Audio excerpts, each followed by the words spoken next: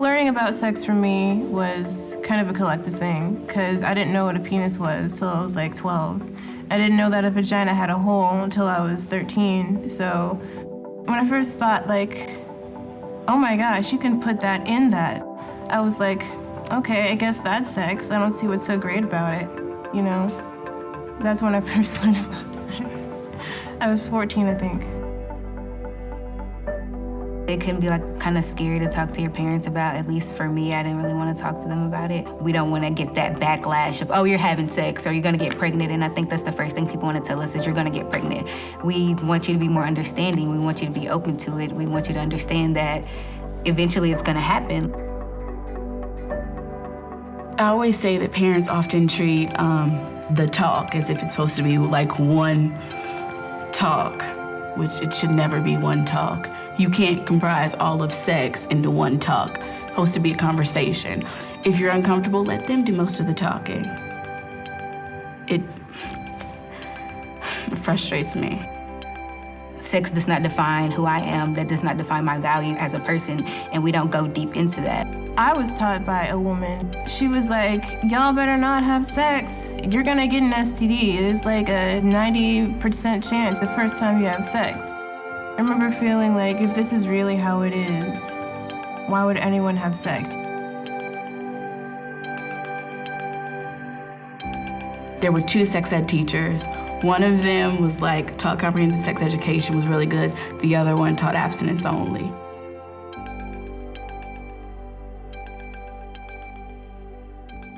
It's kind of like telling you things to scare you out of having sex, to push you to be abstinent, but it's like proven not to work. STI fear tactics are my least favorite because it's lazy. It's really lazy. They hauled us into a meeting and this guy just showed us a bunch of pictures of really infected genitalia and didn't really explain why these things were happening. It's just like, this is what happens when you have sex before you're married.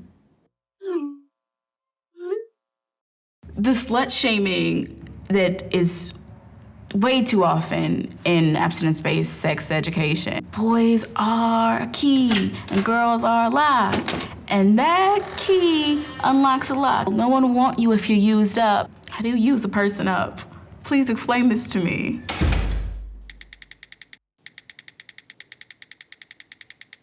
I was in freshman year and I was sitting in my free period just doing homework, and this kid comes up to me and says, Ben, can straight people get AIDS? My friend told me only gay people get AIDS. I don't ever want to be asked that question again. Like, I hate that had to happen.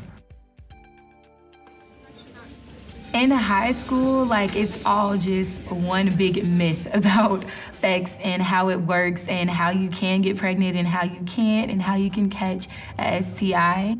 The most notorious one I knew was that, like, you could not get pregnant if you had sex standing up because of gravity. That's just not true. If you pull out, you won't get pregnant. That's not true. Condoms only work 70% of the time. That's not true.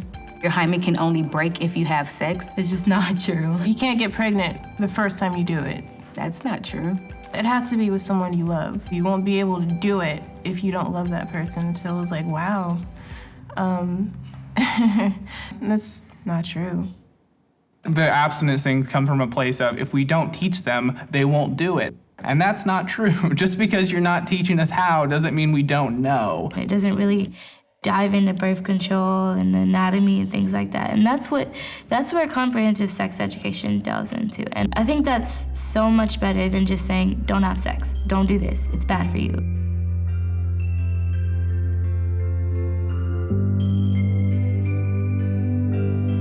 I've been a player for 2 years, and I think when I first saw it, my biology teacher said, hey, you like this, you like talking about this, you like debating, go join the players. I got pretty much all my sex education from Planned Parenthood's PG-13 players.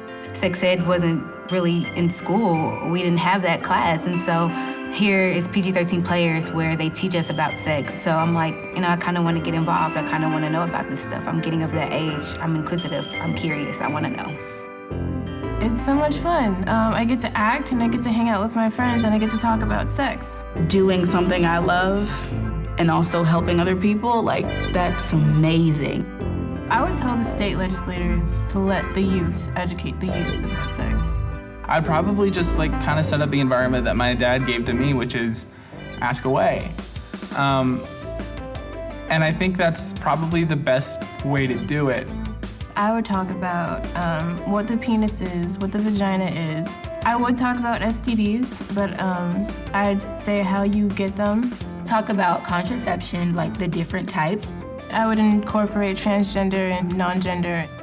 Teach us the difference between healthy and unhealthy relationships and that your value isn't based upon sex and how to deal with that. When I'm educating people, a lot of times they're like, oh, really? You can do that or that works? I'm just like, yes, of course, I'm here to help you. And that's where the goodness comes from. Planned Parenthood's PG-13 players built me up to be that person who helped everyone around me. I feel we're a passageway to bringing sex education into schools in a light where kids can make sense of it, kids can relate to it, honestly. It helped a lot of my peers because I was very outspoken and I told a lot of them everything that I learned, and I also gave them condoms. Yeah, pretty much a condom lady, that was my name. It really was.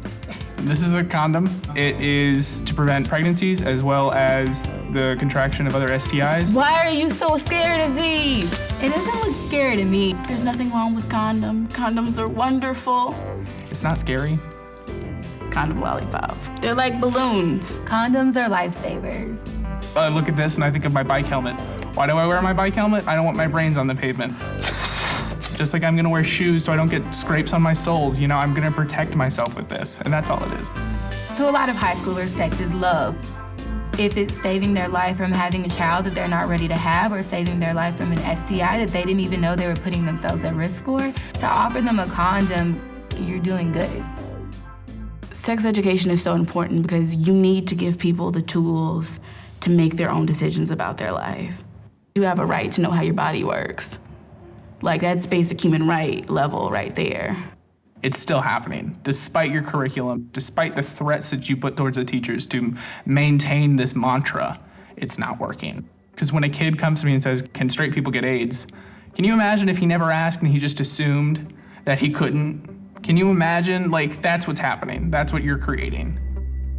This stuff changes lives. Why aren't we giving these skills? How is this not? Oh my goodness, it boggles my mind. We deserve better. We deserve so much more than what you're giving us. I think abstinence has a place, but I don't think presenting it as this moral high ground is a healthy thing to do. When you start with, this is what good people do, everybody in the room feels like a bad person. You start by excluding half the kids before you even begin. It's so tricky just saying there's one method out there. There's so many more methods out there, and it's so good for a kid just learning their body to explore them. Abstinence only is only. It's cheating people out of the knowledge they need, let alone deserve. We teach people to take care of their bodies, to eat healthy, to exercise. Why is sex any different? We're new, we're exploring our bodies, we're right before adulthood. It is important for us to at least know what our bodies are made of. You get to know basic information about your body. You get to know how to protect yourself, how to be happy and healthy in your sex life and in your life in general, because your sex life affects all of your life.